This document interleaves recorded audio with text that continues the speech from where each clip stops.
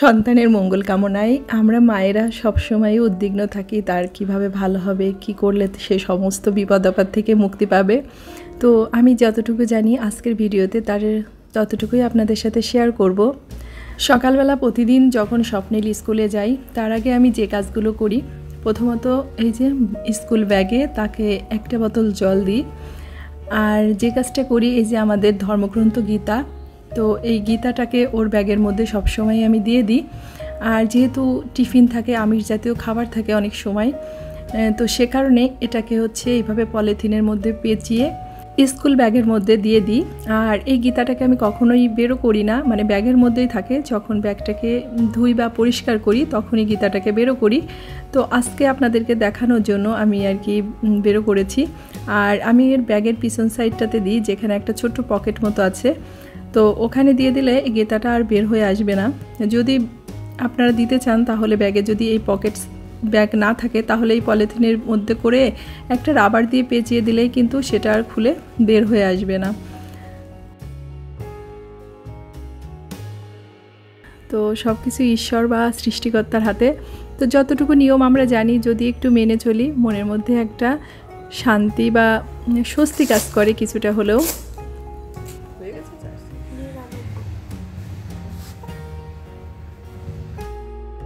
তো স্বপ্নিল এদিকে মানে বাইরে বেরিয়ে গেছে। আর এই মুহূর্তে আমি যে কাজটা করি সেটাও আপনাদের সাথে শেয়ার করব। আপনাদের যদি ভালো লাগে অবশ্যই আপনারা এই কাজটা করতে পারেন, যদি বিশ্বাস রাখেন। আসলে বিশ্বাসেই তো সব কিছু। তো ও বাইরে যাওয়ার আগে ওকে 2টা তুলসী পাতা পকেটের মধ্যে দিয়ে দিই।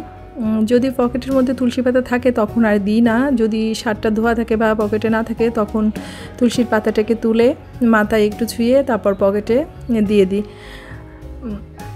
আর যেটা করি সেটা হচ্ছে বাম পায়ের কি ধুলিটা নিয়ে ওর মাথায় দিয়ে 3বার মহামন্ত্র নাম, যেটা হরে কৃষ্ণ, তো সেটাকে পড়ে ওর মাথায় হচ্ছে 3বার আর কি ফু দিয়ে দিই। এটা আমার মা আমাকে বলে দিয়েছিল। এমনকি যখন আমরা বাড়ি থেকে আসি বা মায়ের কাছ থেকে কোথাও যাই, আমার মা কিন্তু এখনও এই কাজগুলোকে করে। তো আমিও আমার সন্তানের জন্য এই কাজগুলোকে করি। আসলে মা তো, মার মনে হাজারো চিন্তা থাকে, হাজারো ভাবনা থাকে। আর বেশি দেখবেন মায়ের মনে বেশি দুশ্চিন্তা কাজ করে সন্তানকে বাইরে পাঠানোর আগে। তো আপনারা যদি বিশ্বাস করেন তাহলে যারা হিন্দুরা আছেন অবশ্যই এই কাজগুলো করতে পারেন। আর যারা অন্যান্য ধর্মের আছেন, প্রত্যেক ধর্মেরই তো কিছু নিয়ম রীতি বা দোয়া প্রার্থনা থাকে, তো আপনারা অবশ্যই সেই কাজগুলোকে করবেন যতই ব্যস্ত থাকেন না কেন। তো স্বপ্নিলকে স্কুলে পৌঁছে দিয়ে বাসায় আসার সময় ভাবলাম আপনাদের সাথে একটুখানি শেয়ার করি।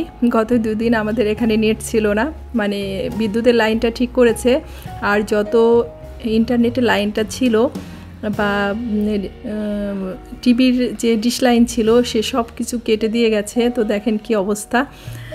তো 2 দিন ধরে ভিডিও আপলোড দিতে পারি না। যতটুকু রিলস বা শর্ট ভিডিও আপলোড দিই সেটা হচ্ছে স্বপ্নিলের পাপার ফোন থেকে, যখন সে আর কি বাসায় আসে। তো খুবই কষ্ট ছিল 2টা দিন। তো যাই হোক বাসায় চলে আসছি, এসে যে নাস্তাটা বানিয়ে নিচ্ছি সকালবেলা, একটু রুটি করব আর ভাজি, আলু ভাজি করব পেঁয়াজ দিয়ে, আর হচ্ছে এই যে ডিম ভেজে নিচ্ছি। তো রুটিটা করা হয়ে গেছে, এখন ভাবলাম যে ডিমটা ভেজে তারপরে আর কি এই ভাজিটা করব। তো আলুটাকে পেঁয়াজ দিয়ে একটু ভাজি করব।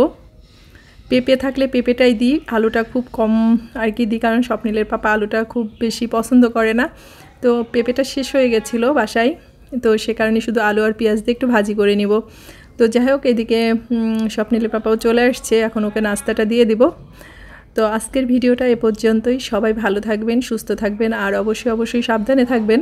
ভিডিওটা যদি ভালো লাগে অবশ্যই একটা লাইক করবেন, কমেন্ট করবেন। বেশি ভালো লাগলে অবশ্যই ফ্রেন্ডস এবং ফ্যামিলির সাথে শেয়ার করে দিবেন। ভালো থাকবেন সবাই।